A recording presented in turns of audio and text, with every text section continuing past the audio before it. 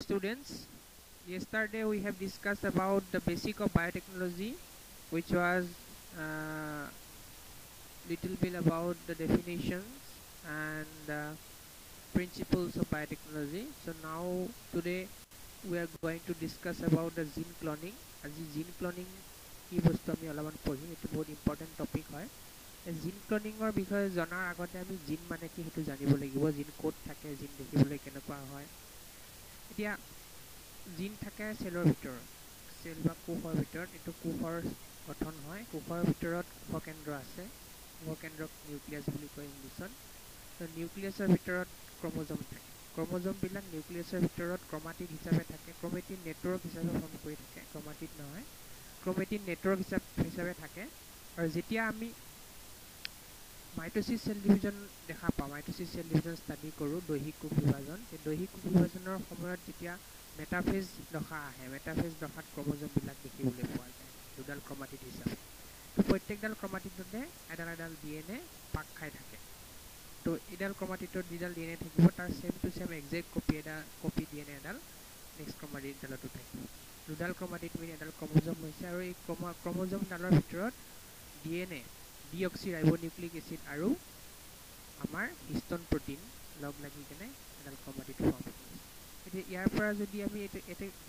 গোটেই DNAডাল হিষ্টন প্ৰটিনৰ লগত এনেকৈ পাক খাই কেনে বহুত চুপাৰ কইল লৈ কেনে ক্ৰমত আবদ্ধ হৈ থাকে।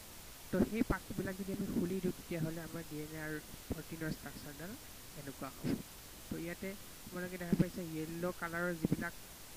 ষ্ট্ৰাকচাৰ আছে সেইবিলাক হিষ্টন প্ৰটিন হয়, আৰু এইডাল DNAডাল এনেকৈ হিষ্টন প্ৰটিনত পাক খাই বান্ধ খাই আহিছে। এই হিষ্টন প্ৰটিনটো এটা নিউক্লিয় প্ৰটিন, নিউক্লিয়াছত থকা প্ৰটিন, সেইকাৰণে নিউক্লিয় প্ৰটিন বুলি কয়। বা নিউক্লিক এচিডৰ লগত বাইণ্ড কৰা প্ৰটিন, সেইকাৰণে নিউক্লিয় প্ৰটিন বুলি কোৱা হয়। এই নিউক্লিয়াৰ প্ৰটিনটো যদি আমি আঁতৰাই দিওঁ, তেনেহ'লে আমি আমাৰ DNAডাল পাম। এইডাল হ'ল DNA হয়। এই DNAডাল আমি জানো যে DNAডালত এটা চুগাৰ ফছফেট বেকবন থাকে। চুগাৰ আৰু ফছফেট লগ লাগি কেনে দুডাল বেকবন সৃষ্টি কৰে। এই বেকবন মানে দুডাল সূত্ৰ সৃষ্টি কৰে, ষ্ট্ৰেণ্ড। দুডাল ষ্ট্ৰেণ্ড সৃষ্টি কৰে। সেই দুডাল ষ্ট্ৰেণ্ডৰ মাজত হাইড্ৰজেন বান্ধনি থাকে, সেই হাইড্ৰজেন বান্ধনিৰ দ্বাৰা সংযুক্ত হৈ থাকে। হাইড্ৰজেন বান্ধনিবিলাক থাকে বেছ পেয়াৰবিলাকৰ মাজত। বেছ পেয়াৰ মানে হ'ল ক্ষাৰক যুগ্ম। এতিয়া ক্ষাৰক বুলি ক'লে ইয়াতে নাইট্ৰজেনযুক্ত ক্ষাৰক বা নাইট্ৰজেনাছ বেছৰ বিষয়ে কোৱা হৈছে। নাইট্ৰজেনাছ বেছ বিশেষকৈ এডেনিন, গুৱেনিন, চাইট'চিন, থাইমিন। এডেনিন সদায় থাইমিনৰ লগত আৰু গুৱেনিন সদায় চাইট'চিনৰ লগত হাইড্ৰজেন বান্ধনিৰ সৃষ্টি কৰে। তো এইটো হ'ল DNAৰ বেছিক ষ্ট্ৰাকচাৰ। তো এই DNAডাল যদি আমি এক্সটেণ্ড কৰি দিওঁ, তেনেহ'লে আমি জিনটো পাম, জিনৰ এটা অংশ পাম। এতিয়া জিন বুলিলে ডেফিনেশ্যনটো যদি আমি চাওঁ, তেতিয়াহ'লে আমি গম পাম যে gene, what is gene? So' gene is a fragment of DNA or segment of DNA which is responsible for synthesis of a particular protein or maybe more than one type of protein or enzyme. অৰ্থাৎ জিন মানে হ'ল এনেকুৱা এটা DNAৰ টুকুৰা বা এটা অংশ, যিটো অংশৰ পৰা এটা নিৰ্দিষ্ট প্ৰটিন বা ততোধিক প্ৰটিন বা বিভিন্ন ধৰণৰ উৎসেচক সৃষ্টি হ'ব পাৰে। এতিয়া এই ক্ৰমোজমডালত যিডাল DNA আছে, গোটেই DNAডালে মানে জিন নহয়। এই গোটেই DNAডালৰ এটা অংশ, যিটো অংশৰ পৰা এটা পাৰ্টিকুলাৰ প্ৰটিন সৃষ্টি হয়, সেই অংশটোকে আমি জিন বুলি ক'ব পাৰোঁ। ইয়াতে তোমালোকক বেছিক জিনৰ ষ্ট্ৰাকচাৰটো দিয়া হৈছে, জিন দেখিবলৈ কেনেকুৱা হয়, জিনত কি কি বস্তু থাকে। জিনটোত প্ৰধানকৈ তিনিটা ভাগ থাকে: regulatory elements, promoter, coding region. Regulatory elements, promoter, coding region. Regulatory এলিমেণ্টছবিলাকৰ কাম হ'ল যিবিলাকে জিনৰ এক্সপ্ৰেশ্যন, অৰ্থাৎ জিনটো কাম কৰিবনে নকৰে, জিনৰ পৰা প্ৰটিন সৃষ্টি হ'বনে নহয়, সেই বস্তুটো ৰেগুলেট কৰে ৰেগুলেটৰী এলিমেণ্টছ। যেনে এনহেঞ্চাৰ, ৰিপ্ৰেছৰ, এনেকুৱা ধৰণৰ কিছুমান প্ৰটিনছ থাকে বা ফেক্টৰ্ছ থাকে, যিবিলাকে এই অংশটোত বাইণ্ড কৰিলে ই এক্সপ্ৰেশ্যনটো এক্টিভেট কৰিব পাৰে নাইবা ডিএক্টিভেট কৰিব পাৰে। জিনটো প্ৰকাশ হ'ব নে নহ'ব সেইটো তেওঁ নিৰ্ধাৰণ কৰিব পাৰে। তাৰপিছত আহিলোঁ প্ৰমোটাৰ অংশ। প্ৰমোটাৰ অংশ য'ত শেষ হয়, তাৰ পৰা কোডিং ৰিজন আৰম্ভ হয়। কোডিং ৰিজন, প্ৰমোটাৰ ৰিজন য'ত শেষ হয়, তাৰ পৰা কোডিং ৰিজন আৰম্ভ হয়। এতিয়া প্ৰমোটাৰ ৰিজন য'ত শেষ হয়, তাৰ পৰা ওপৰৰ পিনে, অৰ্থাৎ 5' ডিৰেকশ্যনত, আমি জানো যে DNA দুটা ডিৰেকশ্যন থাকে, 5' to 3'। এডাল সূত্ৰ যদি চাওঁ, এডাল সূত্ৰৰ 5' to 3' ডিৰেকশ্যন আছে। 5'লৈকে DNAডালৰ প্ৰমোটাৰ ৰিজন য'ত শেষ হয়, তাৰ পৰা ওপৰলৈকে 5'লৈকে সেইখিনি আপষ্ট্ৰীম ৰিজন বুলি কোৱা আৰু প্ৰমোটাৰ ৰিজন য'ত শেষ হয় তাৰ পৰা তললৈকে অৰ্থাৎ 3' ডিৰেকশ্যনত যিমান সিকুৱেন্স থাকে সেইবিলাকক কোৱা হয় ডাউনষ্ট্ৰীম ৰিজন বা নামনি অংশ অসমীয়াত নামনি অংশ বুলি কোৱা হয় এতিয়া প্ৰমোটাৰ ৰিজন য'ত শেষ হৈছে তাত কোডিং ৰিজন আৰম্ভ হয় আৰু কোডিং ৰিজন আৰম্ভ হয় ওপৰৰ পিনে 5' ডিৰেকশ্যনলৈকে 10টা নাইট্ৰজেনযুক্ত হাৰক যুগ্মৰ সিকুৱেন্সটোক একেলগে -10 ৰিজন বুলি কোৱা হয় আৰু তাৰ পৰা প্ৰমোটাৰ ৰিজন য'ত শেষ হৈছে তাৰ পৰা 5' ডিৰেকশ্যনত 35টা বেছ অৰ্থাৎ 35টা নাইট্ৰজেনযুক্ত হাৰকলৈকে যিমান সিকুৱেন্স আছে সেই গোটেইখিনি একেলগে -35 ৰিজন বুলি কোৱা এতিয়া -10 আৰু -35 ৰিজন দুটা হ'ল প্ৰমোটাৰৰ অংশ তাৰপিছত আহিলোঁ কোডিং ৰিজন আৰম্ভ হয় প্ৰমোটাৰ য'ত শেষ হয় কোডিং ৰিজনৰ পৰাই আচলতে mRNA-ডাল সৃষ্টি হয় mRNA কি বস্তু ট্ৰেন্সক্ৰিপশ্যনত mRNA কেনেকৈ সৃষ্টি হয় তোমালোকে জুলজিত পঢ়িবলৈ পাবা মলিকুলাৰ বেচিছ অফ ইনহেৰিটেন্স নামৰ যিটো চেপ্টাৰ আছে তাতে দিয়া থাকিব এতিয়া কোডিং ৰিজনত য'ত কোডিং আৰম্ভ হয় অৰ্থাৎ য'ৰ পৰা mRNA-ডাল আৰম্ভ হয় সেই তাৰে তিনিটা নাইট্ৰজেনযুক্ত হাৰকক ষ্টাৰ্ট কোডন বুলি কোৱা হয় য'ত কোডিং আৰম্ভ হয় আৰু য'ত কোডিং শেষ হয় সেইখিনিক কোৱা হয় ষ্টপ কোডন প্ৰথমত ষ্টাৰ্ট কোডন থাকে আৰু লাষ্টত ষ্টপ কোডন থাকে আৰু এই কোডিঙত যিমানবিলাক সিকুৱেন্স থাকে কোডিং ৰিজনত যিমানবিলাক নিউক্লিঅটাইডৰ সিকুৱেন্স থাকে সিকুৱেন্সবিলাকক কিছুমান ভাগত ভাগ কৰা হৈছে বিশেষকৈ দুটা ভাগত ভাগ কৰা হৈছে ইন্ট্ৰন সিকুৱেন্স আৰু এক্সন সিকুৱেন্স ইন্ট্ৰন আৰু এক্সনৰ মাজত পাৰ্থক্য কি যে ইন্ট্ৰনবিলাক এনেকুৱা সিকুৱেন্স যিবিলাকৰ পৰা কোনো ধৰণৰ প্ৰটিন সৃষ্টি নহয় বা পেপটাইড সিকুৱেন্স হ'ব নোৱাৰে প্ৰটিনৰ সৃষ্টি হ'ব নোৱাৰে আৰু এক্সনবিলাক এনেকুৱা নিউক্লিঅটাইড সিকুৱেন্স যিবিলাকৰ পৰা কিছুমান নিৰ্দিষ্ট প্ৰটিন সিকুৱেন্স সৃষ্টি হ'ব পাৰে পেপটাইডৰ সিকুৱেন্স হ'ব পাৰে এইখিনি হ'ল বেছিক ডিফাৰেন্স এইটো হ'ল জিনৰ এটা ষ্ট্ৰাকচাৰেল কনচেপ্ট হয় বেছিক ফাণ্ডামেণ্টেল কনচেপ্ট জিন মানে কি জিন ক'ত থাকে দেখিবলৈ কেনেকুৱা হয় ইয়াৰ পিছত আমি জিন ক্লনিঙৰ বিষয়ে পঢ়িম এতিয়া হ'ল জিন ক্লনিং বুলি ক'লে ক্লনিং শব্দটোৰ অৰ্থ হ'ল কপি কৰা জেৰক্স কপি কৰা যিকোনো এটা বস্তু আমি কিতাপেই হওক বা অন্য বস্তু জেৰক্স কপি কৰিলে চেম টু চেম কপি পাওঁ তেনেকৈ জিন এটা কপি কৰিলে আমি চেম টু চেম জিন পাম এতিয়া জিনৰ ডেফিনেশ্যনটো এতিয়া দিয়া হৈছে জিনৰ ডেফিনেশ্যনটো দিয়াৰ আগতে মই এটা কথা কৈ লওঁ ইয়াতে তোমালোকে চিত্ৰত দেখা পাইছা এইটো হ'ল বেক্টেৰিয়েল DNA যাক প্লাজমিড বুলি কৈছে বেক্টেৰিয়েল DNA প্লাজমিড বুলি কোৱাৰ কাৰণটো হ'ল যে বেক্টেৰিয়াৰ ক্ষেত্ৰত দুডাল DNA থাকে দুই ধৰণৰ DNA থাকে দুই ধৰণৰ ক্ৰমোজম থাকে একচুৱেলি তো প্ৰথমডাল ক্ৰমোজমক আমি ক্ৰমোজমীয় DNA বা ক্ৰমোজমেল DNA বুলি কোৱা হয়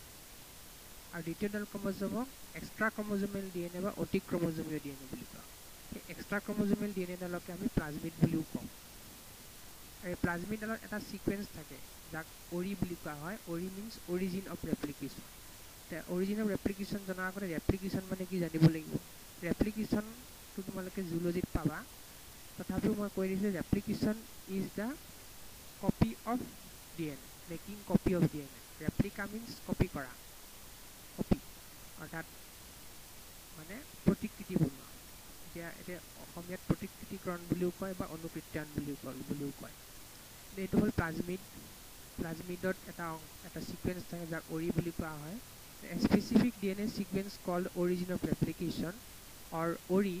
present in chromosomal DNA responsible for initiating the process of replication. This foreign DNA linked with the original replication can replicate and make multiple identical copies of itself in the host organism. অসমীয়াত কি কৈছে যে DNA নিউক্লিঅটাইড ক্ৰমৰ একোটা অংশ থাকে য'ৰ পৰা অনুকৃত্যায়নৰ সূচনা হয় এইটো এটা অংশ নিউক্লিঅটাইডৰ অংশ থাকে য'ৰ পৰা অনুকৃত্যায়ন আৰম্ভ হয় অৰ্থাৎ তাৰ পৰাই ৰেপ্লিকেশ্যন আৰম্ভ হয় ৰেপ্লিকেশ্যন মানে DNAডাল কপি হোৱা আৰম্ভ হয় এডাল DNA পৰা দুডালৰ পৰা চাৰিডালৰ পৰা আঠডাল এনেকৈ কপি হোৱা আৰম্ভ হয় যিকোনো DNAৰ অংশ এই স্থানত স্থাপন কৰিলে স্থাপিত DNAৰ অনুকৃত্যায়ন আৰম্ভ হয় অৰ্থাৎ এই অৰিজিন অফ ৰেপ্লিকেশ্যনৰ স্থানত যদি আমাৰ বেলেগ DNAডাল সোমাই দিওঁ তেতিয়া সেই DNAডালৰো কপি সৃষ্টি হ'ব ৰেপ্লিকেশ্যন আৰম্ভ হ'ব নতুন কপিৰ সৃষ্টি হ'ব সেইটো কথাই কৈছে ইয়াক অনুকীৰ্তনৰ উৎপত্তি বোলে এই স্থানখিনিক কোৱা হয় অৰিজিন অফ ৰেপ্লিকেশ্যন বা অনুকীৰ্তনৰ উৎপত্তি গতিকে ক্ষুদ্ৰ ডিএনএ যদি অনুকীৰ্তনৰ উৎপত্তি স্থানত স্থাপন কৰা হয় the foreign DNA linked with the origin of replication তেতিয়া কি হ'ব অনুকীৰ্তনৰ যোগেদি ডিএনএৰ সংখ্যা বৃদ্ধি হ'ব তো ইয়াত যদি আমি ক্ষুদ্ৰ ডিএনএ এডাল ক্ষুদ্ৰ ডিএনএ ফৰেইন ডিএনএ এডাল মানুহৰ ডিএনএ হ'বও পাৰে বেক্টেৰিয়াৰ ডিএনএ হ'ব পাৰে micro' plant animal any DNA হ'ব পাৰে যিডাল এই প্লাজমিডৰ লগত আগৰে পৰা নাথাকে তো সেনেকুৱা ডিএনএডাল যদি আমি ইয়াতে সোমোৱাই দিওঁ তেতিয়াহ'লে সেই ডিএনএডাল কি হ'ব ৰেপ্লিকেশ্যন হ'ব তো প্ৰথমে ডিএনএ সোমোৱাই দিয়াৰ পিছত যিটো ষ্ট্ৰাকচাৰ হ'ব সেই ষ্ট্ৰাকচাৰটোক কোৱা হয় পুনৰ গঠিত ডিএনএ বা ৰিকম্বিনেণ্ট ডিএনএ আৰু ইয়াক ভেক্টৰ বুলিও কোৱা হয় মই এতিয়া দিয়া নাই যেতিয়া আমি প্লাজমিডত আমাৰ ক্ষুদ্ৰ ডিএনএডাল ফৰেইন ডিএনএডাল সোমোৱাই দিওঁ সেই ষ্ট্ৰাকচাৰটোক কোৱা হয় ভেক্টৰ অসমীয়াত বাহক বুলিও কোৱা হয় কেতিয়াবা পৰিবাহক বুলিও কয় ভেক্টৰ বাহক বা পৰিবাহক এই বাহক ডিএনএটো যেতিয়া আমি আকৌ বেক্টেৰিয়াৰ দেহত ভৰাই দিওঁ যিটো বেক্টেৰিয়াৰ দেহৰ পৰা আমি উলিয়াইছিলোঁ বা অন্য বেক্টেৰিয়াৰ দেহতো যদি ভৰাই দিওঁ তেতিয়াহ'লে বেক্টেৰিয়াৰ দেহত কি হ'ব এই ভেক্টৰটো ৰেপ্লিকেশ্যন হ'ব ৰেপ্লিকেশ্যনৰ ফলত অসংখ্য চেম টু চেম কপি সৃষ্টি হ'ব নিউমেৰাছ ক্লোন ডিএনএ ফৰ্মড হ'ব অৰ্থাৎ অসংখ্য অনুৰূপ অসংখ্য ডিএনএৰ সৃষ্টি হ'ব তো সেই গোটেই প্ৰক্ৰিয়াটোকে কি বুলি কোৱা হয় আমি চমুকে ক্লনিং বুলি কোৱা হয় তো এনেদৰে কাৰিকৰীভাৱে যদি ডিএনএৰ পৰা দুখযুক্ত জিন ক্ষুদ্ৰ ডিএনএ মেৰামতি কৰি বা আঁতৰাই দুখমুক্ত জিন সোমোৱাই দিয়া প্ৰক্ৰিয়াকে জিন ক্লনিং বোলে অৰ্থাৎ কি কৈছে Thus, the foreign DNA linked with the origin of replication can replicate and make multiple identical copies of itself in the host organism. This process is also called gene cloning or simply cloning. গোটেই প্ৰচেছটোকে আমি কি বুলি ক'ব পাৰোঁ জিন cloning বা simply cloning পৰীক্ষাত জিন cloning বুলি যদি আহে তেনেহ'লে এইটো ডেফিনেশ্যন লিখিলেই হ'ব এতিয়া আহোঁ জিন ক্লনিঙৰ প্ৰধান ষ্টেপবিলাক জিন ক্লনিঙত কি কি ষ্টেপ আছে বেছিক ষ্টেপ 5টামান আছে তো সেই ষ্টেপকেইটা মই ডেছক্ৰাইব কৰি দিছোঁ ইয়াতে the basic step involve in genetic engineering includes জিনীয় অভিযন্ত্ৰণ পদ্ধতিত প্ৰয়োগ হোৱা প্ৰধান প্ৰক্ৰিয়াসমূহ এতিয়া আকৌ মই জিনীয় অভিযন্ত্ৰণ বা জেনেটিক ইঞ্জিনিয়াৰিং বুলি কিয় দিছোঁ জেনেটিক ইঞ্জিনিয়াৰিং এইটো হ'ল এটা ছাবজেক্ট এটা বহুত ডাঙৰ ছাবজেক্ট হয় এটা টেকনিকেল ছাবজেক্ট হয় তাত জিন ক্লনিংটো এটা টেকনিক বহুত সৰু টেকনিক হয় জিন ক্লনিং এটা সৰু টেকনিক সেইটো জেনেটিক ইঞ্জিনিয়াৰিঙত ইউজ কৰা হয় জেনেটিক ইঞ্জিনিয়াৰিং এটা বহুত ডাঙৰ ব্ৰাঞ্চ তাত আৰু বহুত টেকনিক আছে এতিয়া জিনীয় অভিযন্ত্ৰণত পদ্ধতিত প্ৰয়োগ হোৱা প্ৰধান প্ৰক্ৰিয়া অৰ্থাৎ প্ৰধান প্ৰক্ৰিয়া বুলি ক'লে আমি জিন ক্লনিংটো মেইনলি প্ৰধান প্ৰক্ৰিয়া বুলি ধৰি লৈছোঁ এতিয়া কি কৈছে যে প্ৰথম ষ্টেপটোত কি কৰা হয় identification and isolation of DNA with desired genes that is foreign DNA আৱশ্যকীয় জিনৰ সৈতে ডিএনএ চিনাক্তকৰণ আৰু সংগ্ৰহ অৰ্থাৎ আমি যিটো জিন আমি ক্লনিং কৰিব বিচাৰিছোঁ যিটো কপি বনাব বিচাৰিছোঁ সেই জিনটো আমাৰ প্ৰথমতে আইডেণ্টিফাই কৰি ল'ব লাগিব অৰ্থাৎ জিনটো ক্ৰম'জমৰ কোনটো অংশত আছে কোন ঠাইত এই জিনটো অৱস্থিত আৰু লোকেশ্যনটো আমি আগতে উলিয়াই ল'ব লাগিব তাৰপিছত কৈছে selection of the DNA molecule capable of self replication called cloning vectors which may be plasmids or viral DNA অনুকৃত্যান হ'ব পৰা ডিএনএ অণু নিৰ্বাচন যাক ক্লনিং বাহক বুলিও কোৱা হয় সেইবোৰ হ'ল প্লাজমিড আৰু ভাইৰাছৰ ডিএনএ এতিয়া অনুকৃত্যান মানে চেল্ফ ৰেপ্লিকেবল আৰু self replication capable of self replicable এতিয়া অনুকৃত্যান হ'ব পৰা ডিএনএ বুলি ক'লে আমি প্লাজমিডৰ কথাকে বুজিলোঁ প্লাজমিডটোৱে চেল্ফ ৰেপ্লিকেবল হ'ব পাৰে নিজে নিজে ডিএনএ কপি বনাব পাৰে তো তেনেকুৱা ধৰণৰ অণু আমি ডিএনএ মলিকুল নিৰ্বাচন কৰিব লাগিব সেইবিলাক ক্লনিং বাহক বা ক্লনিং ভেক্টৰ বুলিও কোৱা হয় মানে যিবিলাক মানে ভেক্টৰ ক্লনিঙত ইউজ কৰা হয় কপি বনাবৰ কাৰণে to make a copy of DNA which are called cloning vectors. The example হিচাপে আমি প্লাজমিড বা ভাইৰেল ডিএনএ ল'ব পাৰোঁ যে ভাইৰেল ডিএনএ বিশেষকৈ আমি বেক্টেৰিয়'ফেজবিলাক লওঁ বেক্টেৰিয়'ফেজবিলাক ভাইৰাছ হয় বেক্টেৰিয়া নহয় সেইবিলাকে বেক্টেৰিয়াবিলাকক আক্ৰমণ কৰে সেইকাৰণে বেক্টেৰিয়'ফেজ বুলি কোৱা হয় এতিয়া আহিলোঁ joining of the foreign DNA with cloning vectors DNA to form R DNA means recombinant DNA অৰ্থাৎ পুনৰ গঠিত ডিএনএ প্ৰস্তুত কৰিবলৈ ক্লনিং ভেক্টৰৰ লগত ক্ষুদ্ৰ ডিএনএ কৰা সংযোগ এইটো অলপ আগতে মই যিটো দেখালোঁ এইটো ক্লনিং ৰিকম্বিনেণ্ট ডিএনএ বা পুনৰ গঠিত ডিএনএক চমুকৈ আৰ ডিএনএ বুলিও কোৱা হয় আৰ ডিএনএ বা ভেক্টৰ বুলিও কোৱা হয় আৰ ডিএনএ প্ৰস্তুত কৰিবৰ কাৰণে আমি কি কৰোঁ প্ৰথমতে এইটোৰ লগত প্লাজমিডৰ লগত আমাৰ DNA Dal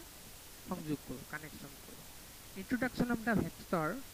with RDNA into the host cells RDNA ৰ সৈতে বাহকক পোষক জীৱদেহত প্ৰতিস্থাপন অৰ্থাৎ যেটো RDNA হোৱাৰ পিছত সেই RDNA টো আমি হোষ্ট সেল অৰ্থাৎ ব্যাকটেৰিয়া দেহতে হওক বা অন্য প্ল্যান্ট এনিমেল সেলতে আমি সময় দিও এই সময় দিয়া প্ৰক্ৰিয়াটো কি বুলি কোৱা হয় introduction of vector into the host cells screening and cloning of host cells with RDNA ৰ সৈতে পোষক দেহৰ পৰ্যবেক্ষণ আৰু ক্লোনিং RDNA টো যদি আমি সময় দিছো সেই RDNA টো একচুয়ালি তাত সোমাইছে নে নাই সেই ব্যাকটেৰিয়াটোৰ দেহত সোমাইছে নে নাই বা অন্য সেলটোৰ দেহত সোমাইছে নে নাই তাক চাবৰ কাৰণে স্ক্ৰিনিং কৰিব লাগিব তাৰ পিছত যদি স্ক্ৰিনিংত ধৰা পৰে তেনেহলে আমি তাক ক্লোনিং কৰিব লাগিব